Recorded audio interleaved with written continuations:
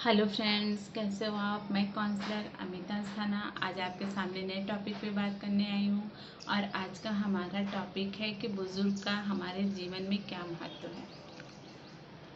किसी ने बहुत खूब कहा है, छत नहीं रहती, दहलीज नहीं रहती, दीवारों में दर्द नहीं रहता, जिस घर में बुज़ुर्ग नहीं है वो घर घर नहीं रहता। बुज़ुर्ग की मदद करना ही और उनका आशीर्वाद मिलना ही हमारी सबसे बड़ी दौलत होती है। हमारे जीवन में दो अवस्था होती है, एक बाल्यावस्था, एक वृद्धावस्था। इन दोनों अवस्था में हम एक दूसरे पर निर्भर होते हैं। जब हम बाल्य अवस्था में होते हैं तो हमारे माता पिता जो होते हैं वो हमें एक उंगली पकड़ के चलाना सिखाते हैं। ठीक उसी तरह जब वो वृद्धावस्था में जाते हैं तो वो हमारी दो उंगली पकड़ के चलना चाहते हैं, क्योंकि उन्हें भी उस समय सहारे की ज़रूरत होती है और वो पूरी तरह हमारे ऊपर निर्भर हो जाते हैं। जैसे जब हम छोटे होते हैं तो हम पूरी तरह से उन पर निर्भर रहते हैं, ठीक उसी तरह से जब वो वृद्धावस्था में आते हैं तो वो पूरी तरह से अपने बच्चों पर निर्भर हो जाते हैं। यहीं पे कुछ लोग जो है अपने माता पिता को, कुछ लोग तो बहुत सम्मान करते हैं और कुछ लोग जो है उन्हें इतना ज़्यादा व्यस्त हो जाते हैं अपनी लाइफ में जो उन्हें एकदम इग्नोर कर देते हैं, उनके लिए टाइम नहीं दे पाते हैं। वो ये भूल जाते हैं कि जो जैसा करेगा आने वाला कल उसे वैसा ही फल देगा, क्योंकि उन्हें भी ये पता होना चाहिए कि वो भी एक माता पिता हैं। लेकिन अपनी व्यस्त व्यस्त लाइफ में वो ये भूल जाते हैं। जिस घर में दादा दादी का सम्मान होता है, जिस घर में अपने बड़े बुजुर्ग का सम्मान होता है, उस घर की खुशियाँ ही अलग होती हैं। आइए हम आपको कुछ बताते हैं कि किस तरह से आप अपने बड़े बुजुर्ग का सम्मान करें। सबसे पहले तो जब आपके पेरेंट्स वृद्धावस्था में होते हैं तो वो जो है उन्हें उनकी सेहत पे ध्यान देना। वो जो है कम कुछ जो भी वो खाते हैं वो कम खाते हैं, इसलिए उनकी सेहत धीरे धीरे वो गिरने लगती है। इस पे हमारा ध्यान देना बहुत ज़रूरी हो जाता है। मतलब उनका ये कह लीजिए कि उनकी डेली रूटीन चेकअप। फिर दूसरी चीज़, उन्हें क्या पसंद है उन्हें वो दीजिए, ठीक है। और उन्हें डॉक्टर के हिसाब से उनकी देखभाल कीजिए, क्योंकि उनका होना हमारे जीवन का में सबसे बड़ी खुशी है। अगर उनकी साया हमारे ऊपर रहती है तो हम हर उस बाधा से को पार कर लेते हैं जो हमारे ऊपर परेशानी डाल देती है, क्योंकि वो उनके जीवन का जो अनुभव होता है वो अपना अनुभव से हमें हर राह पे अपने राह पे हमें रास्ता बताते चलते हैं कि ज़िंदगी का जो उन्होंने अनुभव सीखा है वो हमें बताते जाते हैं। इसलिए उनका होना हमारे जीवन में बहुत ज़रूरी है। दूसरा कि कभी कभी आप उनके साथ बैठ के भोजन करिए, उन्हें भी अच्छा लगता है, तो उन्हें अकेलापन महसूस नहीं होता है। चाहे आपकी कितनी भी व्यस्त लाइफ हो, आप हफ्ते में एक ही दिन उनके साथ बैठ के भोजन करें। हाँ, कभी कभी आप जो है उनके साथ घूमने जाइए, उनके मन पसंद जगह पे उनके साथ घूमने जाइए, देखिए वो कितने खुश हो जाते हैं। उनकी सारी दौलत उनकी औलाद होती है, लेकिन औलाद उनको अपनी दौलत नहीं समझती, ये सबसे बड़ी भूल हो जाती है। क्योंकि जब वो खुश होते हैं और जो वो आशीर्वाद देते हैं वो हम लोगों की सबसे बड़ी पूंजी होती है। वो इतना आशीर्वाद देते हैं कि हमारे जीवन में हर आने वाली कठिनाइयाँ टल जाती हैं।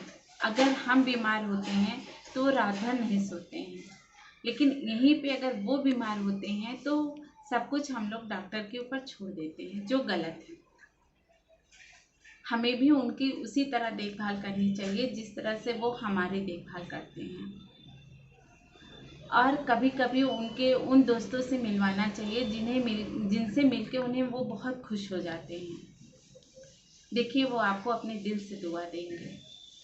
फिर वो ये नहीं कहते थकते हैं कि हमारा बेटा हमारे कितना कितना ख्याल करता है। हमारी बेटी हमारा कितना ख्याल करती है, हमारा पोता हम मतलब उनके मुंह से कभी भी आप अपने लिए निगेटिव चीज़ें नहीं सुनते हैं, चाहे वो ठीक रहें चाहे वो ना ठीक रहें, फिर वो आपके लिए वो दुआ ही करते रहते हैं। तो ऐसे बुजुर्ग का हमें भी ख्याल रखना चाहिए, क्यों से कि जब हम छोटे थे तब वो हमारी देखभाल किए, अब वो जब वो वृद्धावस्था में है तो हमारा देखभाल करना हमारी जिम्मेदारी है। जिस तरह से हम अपने बच्चों की देखभाल करते हैं उसी तरह उनकी भी देखभाल करना हमारी जिम्मेदारी है। कभी कभी उनके साथ जो है बैठ के समय बिताइए, देखिए उन्हें कितना अच्छा लगता है। सब लोग घर में हैं, टीवी देखते हैं, अपने मनपसंद चीज़, कभी उनके भी मनपसंद की चीज़ देख के देखिए, उनके चेहरे पे क्या मुस्कान आ जाती है जो आप कभी बचपन में देखते थे। वो कितने खुश हो जाते हैं कि और वो मन ही मन सोचते हैं कि आज देखो, आज मेरे बेटे ने मेरे साथ बैठकर टीवी देखी। उनके दिल खुश हो जाता है, उनकी आत्मा खुश हो जाती है, क्योंकि उन्हें और कुछ नहीं चाहिए, बस उन्हें अपना सम्मान चाहिए। वो सम्मान के भूखे होते हैं। उन्हें हमारी दौलत, हमारे फ्रेंड सर्किल से कोई मतलब नहीं होता है। उन्हें बस आपकी खुशियों से मतलब होता है। बस वो ये चाहते हैं कि आप जब भी ऑफिस से आइए या कहीं बाहर से आइए, 5 मिनट आप उनके पास बैठ जाइए। वो ये चाहते हैं कि हमारा बेटा या हमारी बेटी जब कहीं बाहर से आए तो हमसे बात करें। वो ये चाहते हैं। वो अगर बीमार होते हैं तो वो ये चाहते हैं कि हमारा बेटा हमारा हाल चाल पूछने आए, हमारे सर पे हाथ रख के हमसे ये कहे कि हाँ आप ठीक हैं। तो वो कितना भी बीमार रहते हैं लेकिन उनके ज़बान से बस यही निकलता है, हाँ हम ठीक हैं, तुम कैसे हो। ये उनकी आवाज़ होती है। वो लाख दर्द से घिरे रहते हैं लेकिन कभी वो ये नहीं कहते हैं कि हम ठीक नहीं हैं। ऐसे होते हैं हमारे बुजुर्ग। हमेशा वो आपको जो है सही रास्ता दिखाते हैं। जब आप कभी भी आप अपने जीवन में किसी भी तकलीफ में हैं, उनसे आप सलाह लीजिए, क्योंकि उन्हें जीवन का अनुभव होता है और उनका ये अनुभव कभी गलत नहीं होता है। हाँ, ये बात सही है कि हमें उनके अनुभव का पता बहुत देर में चलता है जब वो हमारे बीच नहीं होते हैं, लेकिन उनका अनुभव कभी गलत नहीं होता है। उनके अनुभव को समझिए, उनकी बातों को समझिए, उनके साथ बात कीजिए तो वो ऐसे भी वो बहुत खुश हो जाते हैं।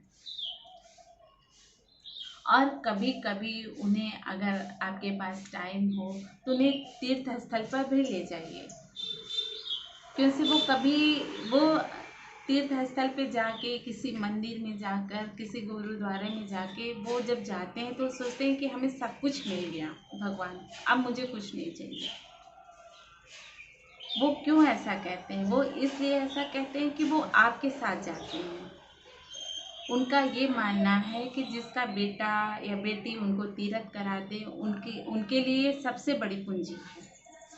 और वो भगवान से कहते हैं मुझे अब कुछ नहीं चाहिए। भगवान हमारी औलाद को हमेशा खुश रखना, ये वो दुआ वो मांगते हैं। वो अपने लिए कभी कुछ नहीं मांगते हैं। वो कभी अपने लिए ये नहीं कहते हैं कि हम ठीक रहें। उनका जब भी हाथ उठता है भगवान के लिए तो वो हमेशा आपके लिए दुआ मांगते हैं। और हम लोग क्या करते हैं? हम लोग हमेशा अपने लिए दुआ मांगते हैं, हम ये कर लें, हम नई गाड़ी खरीद लें, हम नया मकान बना लें, हम ये कपड़ा खरीद लें। हम कभी उनके बारे में नहीं सोचते हैं। हमें भी उनके बारे में सोचना चाहिए। आप जहाँ पे 4 कपड़ा अपने लिए खरीदते हैं, आप एक उनके लिए खरीद के देखिए। हमें अपने बुजुर्गों की तुलना किसी से नहीं करनी चाहिए। अक्सर लोग कहते हैं कि उसके माता पिता ने ये क्या किया, आपने क्या किया। हर घर में ये है तुलना। ठीक है, उस समय उनकी वही चीज़ था उनके पास, उतने के अनुसार उसने आपके लिए किया। उनके पास वो बड़ी चीज़ थी, उसने बड़े के हिसाब से किया। हम बच्चे तुलना करने लगते हैं, क्यों से कि हम इस समय की परिस्थितियों से घबरा जाते हैं और हम ये देखने लगते हैं कि उनके पिताजी ने कितना बड़ा मकान खड़ा कर दिया, हमारे पिताजी ने क्या किया। उनके पिताजी ने ये किया, हमारे पिताजी ने ये नहीं किया। हम क्यों तुलना करते हैं? तुलना नहीं करना चाहिए, क्यों से कि जिसके पास जितना होता है वो सब कुछ अपनी औलाद के लिए ही करता है। इस बात का हमेशा ध्यान रखना चाहिए। चाहे वो कोई चाहे वो छोटा में हो, चाहे वो बड़ा में हो, सब कुछ वो अपने औलाद के लिए ही करता है, किसी दूसरे के लिए नहीं करता है। इस बात का हमेशा ध्यान रखना चाहिए और किसी चीज़ के लिए भी किसी को भी तुलना नहीं करनी चाहिए। ठीक है, हमारी व्यस्त लाइफ है, हम टाइम नहीं दे पाते हैं। हम इसी टाइम में हम अपनों के लिए तो टाइम देते हैं ना, उन्हें भी आप अपना समझिए। हम अपनी वाइफ के लिए, अपने बच्चों के लिए, अपने रिलेटिव के लिए, अपने फ्रेंड्स सर्किल के लिए टाइम निकालते हैं। हमें उसी टाइम में हमें अपने बुजुर्ग के लिए भी टाइम निकालना है, क्यों से कि क्यों से ये हमारे ऊपर निर्भर है। अब हम उनके ऊपर निर्भर नहीं हैं, इस बात का ध्यान दें और उनकी हर छोटी सी छोटी ज़रूरतों को ध्यान दें जो हमें पूरा करना है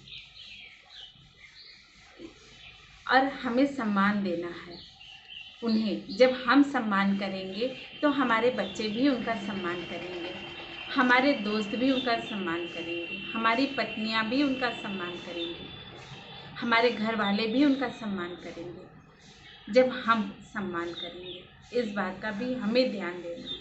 जो हम करेंगे वही लोग करेंगे और वही लोग कहेंगे। उनको अपनी हर छोटी बड़ी खुशियों में शामिल करना चाहिए, क्यों से कि उनके बिना हमारी खुशियाँ अधूरी होती हैं। चाहे आपका छोटा सा ही प्रमोशन हो, आप सेलिब्रेट कर रहे हैं तो उसमें उनको ज़रूर शामिल करें। चाहे किसी का बर्थडे हो, चाहे आपको कहीं पे भी आपका मन खुश हो, तो उन्हें हर खुशी का वो क्षण उनसे शेयर करिए, क्योंकि जब आप खुश होते हैं तो वो खुश हो जाते हैं।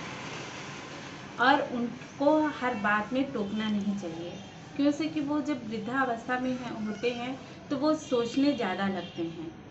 किसी भी अगर आप कभी अच्छी बात भी कहते हैं तो भी वो सोचते हैं, तो वो बहुत ज़्यादा खुश हो जाते हैं। और अगर आप कोई गलत बात भी कहते हैं तो वो बहुत ज़्यादा सोचने लगते हैं, जिससे उनकी मानसिक स्थिति पे प्रभाव पड़ता है, जो नहीं करना चाहिए। देख के बोलिए, समझ के बोलिए कि इनकी स्थिति क्या है, उस तरह से बात करना चाहिए। और कभी कभी घर में बच्चे होते हैं, वो कुछ ऐसी बात बोल देते हैं कि जो उन्हें पसंद नहीं आता है। आपको अपने बच्चों को समझाना चाहिए कि ऐसे बात ना करें बड़ों से। और मान लीजिए आप कहीं पे सफ़र में जा रहे हैं, कोई वृद्धा महिला है या कोई पुरुष है, तो उस हो सके तो आप उसका कन्वेंस भी दे दीजिए और उसे सड़क पार करा दीजिए। तो देखिए उसे कितना अच्छा लगता है। बुज़ुर्ग का ये मतलब, सेवा का ये मतलब नहीं है कि आप सिर्फ अपने बुज़ुर्गों की सेवा कीजिए। आपको कोई भी बुज़ुर्ग मिले, आप उसकी सेवा कीजिए, क्योंकि कि जब वो दिल से आशीर्वाद देता है तो वो आशीर्वाद कभी खाली नहीं जाता है। और मान लीजिए आपके बुज़ुर्ग ने आपके लिए कुछ ऐसी चीज़ बनाई है जो आपको प्रेजेंट टाइम में पसंद नहीं आता है। जैसे मान लीजिए आपके बुज़ुर्ग ने आपके लिए घर बनवाया है जो अब वो पुराना हो गया है, आपको नहीं पसंद आता है और आप उसको हर बात को लेके कहते हैं अब ये पुराना हो गया, पुराना हो गया। तो इस बात से बुज़ुर्ग के दिल में ठेस पहुँचती है और वो थोड़ा सोचने लगते हैं। हाँ, आप इसको दूसरे ढंग से भी कह सकते हैं कि हाँ अब ये थोड़ा पुराना हो गया है, हम इसको नए ढंग से बदल देंगे, बदल के बनवा लेंगे। लोग क्या बोलते हैं, अब ये पुराना हो गया है, इसे बेच दो। क्यों से कि वो तो उनका सपना था, उस घर में उन्होंने वो सपना देखा था, वो सपने को उसने तिनका तिनका जोड़ के बनाया था और आप जैसे इस लायक बन जाते हो, उनके सपने को तोड़ने की कोशिश करते हो, जिससे वो बहुत ज़्यादा आघात हो जाते हैं और वो बहुत ज़्यादा सोचने लगते हैं कि देखो ये कैसे बोल रहा है, इसे ऐसा नहीं बोलना चाहिए। तो वो वहाँ पे दुखी हो जाते हैं। हाँ, इसको आप दूसरी तरह से बोलिए कि हाँ अब ये पुराना हो गया है, हमें कुछ इसे नया डिज़ाइन कर लेना चाहिए।